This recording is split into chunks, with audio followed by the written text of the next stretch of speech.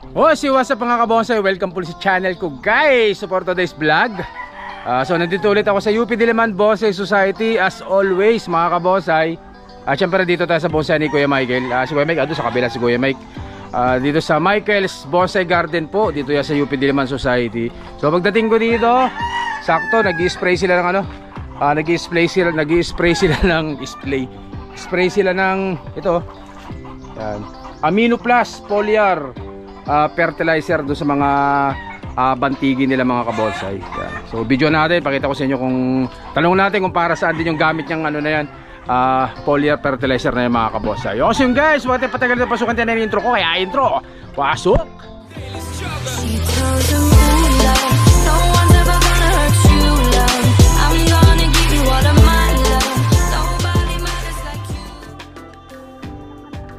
At ayun na nga mga kabonsai. So yan o, Amino Plus Foliar Fertilizer 163003 yan. Yan ang in-spray sa bantigi. Yan, Kuya Mike, para saan yung ano, Foliar Amino Plus? Bantigi sa ano, pampaganda ng dahon. Pampaganda rin ng dahon. Palusog ng dahon, pambulaklak, pampabunga. Kasama lahat. Hindi lang sa bantigi, kahit sa halaman. Kahit palay kahit sa palay pwede ano. Kulay. Mga kabonsai baka naghahanap kayo o doon sa mga naghahanap ng ganito, pampabulaklak din daw kasama, pampaganda ng dahon. Pero Amino Plus, magkano tong isang galon? 700, ano gano'n pa karami to? 1 liter, 700 mga kabonsai, 1 liter. O baka may naghahanap, Amino Plus Foliar Fertilizer para sa pampaganda ng mga bonsai din natin yan. Tsaka sa mga gulay, pwede rin ano? Gulay. Yeah, pwede, palay, pwede. So ayan, pero ngayon dito nila ini-spray sa ano? Sa bantigi. Yan. Ayun, sabi nyo hindi ulan. Umulan na. So mga kabonsay, sa bantigi nga nila in-spray. Kagaya niya, yan. Panurin natin siya kung paano mag-spray. Yan, ang problema ay inabot tayo ng ulan. Umuulan na naman guys. Tigil muna. Mawawash out lang, ano? Wash out, sayang. Yan. So dito po yung mga bantigihan ni Kuya Mike. O doon sa mga naghahanap ng mga bantigi niya mga kabonsay. Matagal na vlog ko na rin to dati. Ilang beses na. Yan, pero doon sa mga bagong subscriber natin, mga bagong followers natin, maraming salamat po sa inyong lahat. So kung bantigi po ang hanap ninyo, ay napakarami po dito sa bonsai ni Kuya Mike, dito sa UP Diliman Bonsai Society mga kabonsai. So ayan o, grabe po yung mga yan, kung gaano kalalaki yan. Mga imperial size po na yan na ano, imperial size na mga bantigi guys. Yan. So ganyan po ang itsura ng kulay ng foliar fertilizer o, parang bagong siya. Yan, amoy seaweed yan, amoy dagat. Yung itsura, yung amoy niya guys. So ayan ang mga bantigi. Napakaraming bantigi. Ang problema, ayan po, inabot na tayo ng ulan. Umuulan na naman po Sabado dito sa UP Diliman Bonsai Society guys. Ayan bantigi, mga imperial size na bantigi. Yan. O doon sa mga kabonsai natin, baka may naghahanap po sa inyo ng bantigi. Dito lang po yan sa bonsai ni Kuya Michael. Napakarami po. Ilang piraso ito Kuya Mike? 60?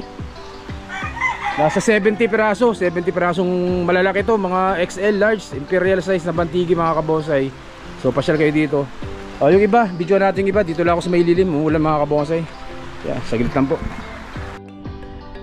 At ayun na nga guys. Yan. So inabot tayo ng ulang kanina. Pero ngayon uminit na pero makulimlim pa rin mga kabonsai. So ito.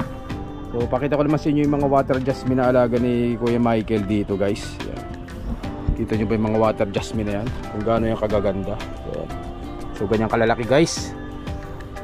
Water jasmine po yan guys. So 15,000 po ito bawat isa. 15K. Napakarami yan. 15,000 po. Water jasmine na malalaki mga kabonsai. So ganyan kalalaki yan naka-expose yung mga ugat niyan guys. Yan. So dami to. So ayan ganyan karami pero isa-isahin natin. So ito yung isa. So ganyan naman kataba. Expose din, naka-expose rin mga ugat niyan guys.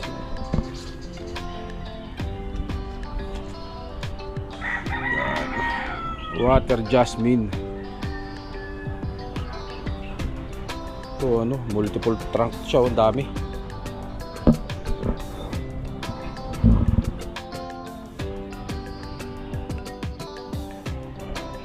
Pangalawa yan guys, pangalawa. Ganun din, may mga ugat din guys, may mga ugat din. So ito yung pangatlo. Ayan o.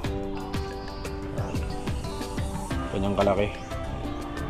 So ito yung mga ano, para mga 3 years na ata to, 4 years na alaga ni Kuya Michael. Water jasmine, lalaki. Hirap na maghanap ng ganyang kalalaking water jasmine mga kabonsai.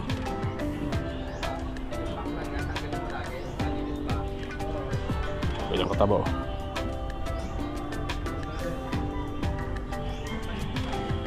Ito yung pang-apat guys. Ganyan naman kataba oh. Ganun din, may ugat ding nakalabas, exposed roots din mga kabonsai.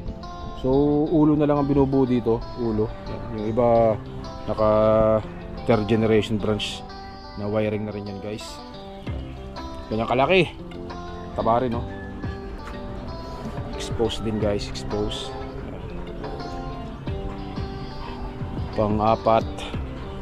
Oh, ito yung pang-5 naman oh. Ganda nitong isa na to oh. So, exposed roots din yan mga kabonsai. 15,000 po ha. Mag-message lang kayo sa akin sa mga may kursunada ng mga water jasmine dyan. 15,000. Ano na to? Ano ganyang kalalaki? Ganyang kataba.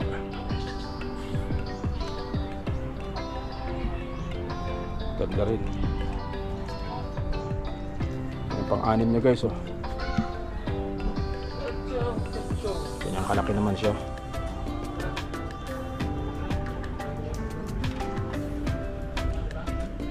Ganda ng ugat. Water jasmine din po yan mga kabonsai. Water jasmine. Yan kalaki yung trangka nya oh.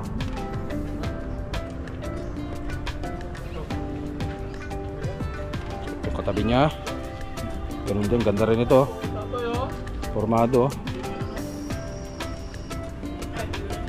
Exposed roots din po.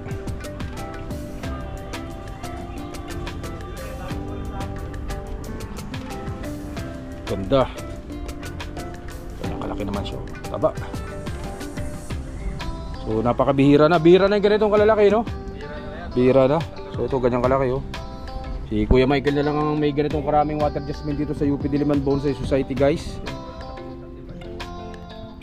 Kalaki oh. 15,000 lang. 15,000 po. 15. Exposed roots din siya. Ang forma niya. Binigyan ako ni Kuya Mike na isang ganito oh. Ganito.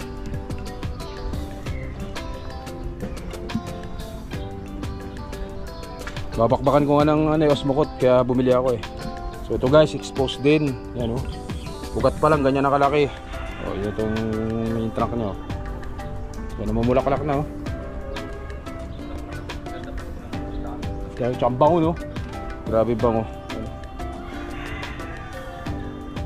Ito pa. Ganda.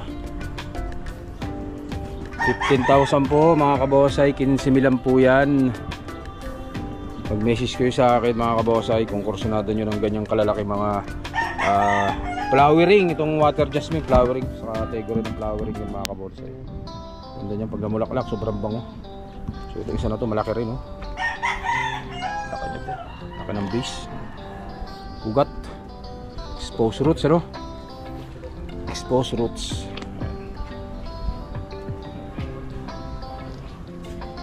Meron pa dun sa kabila eh. Ito natin dito, silipin natin kung makikita pa natin. So ayan guys ha. Lahat po yan 15,000. Kita nyo naman kung gaano kagaganda yan. Water jasmine yan. Dito pala ito. Ito meron pa dito ng isa yan eh.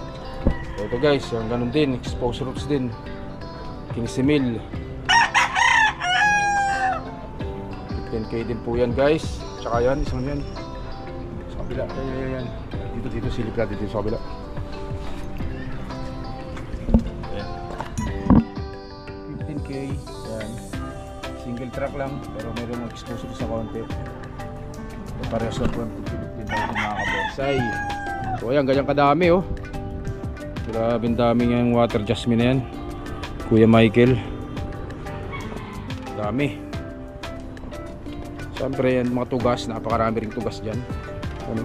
Nabalag na rin natin dati yung ibang tugas dyan. Kaya nandyan pa. Yan mga tugas, daming tugas.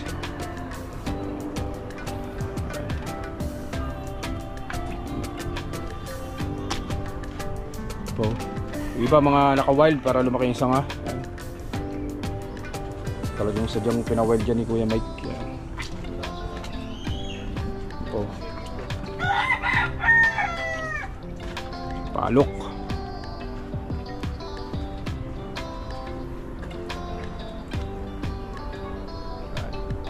Yan po ang bonsai ni Kuya Mike dito sa UP Diliman Bonsai Society. Pagpasok nyo ng UP Diliman Bonsai Society, dulo-dulo lang po yan guys. Kuya Mike, dulo-dulo mga ka-bonsai. So yun guys, hanggang dito yung vlog natin ha. Doon sa mga makakursunada nitong mga bantige at saka yung mga water jasmine na binidyo natin mga kabonsai, mag-message lang kayo sa comment section sa ilalim o kaya mag-PM kayo sa OLTV Mix Vlog ko na Facebook ko, yung OLTV Mix Vlog, yung bagong logo mga kabonsai ha, yung bagong logo ko na OLTV Mix Vlog mga kabonsai. So yun guys, hanggang dito lang po muna, stay safe at syempre God bless us all po mga kabonsai. Salamat po, thank you.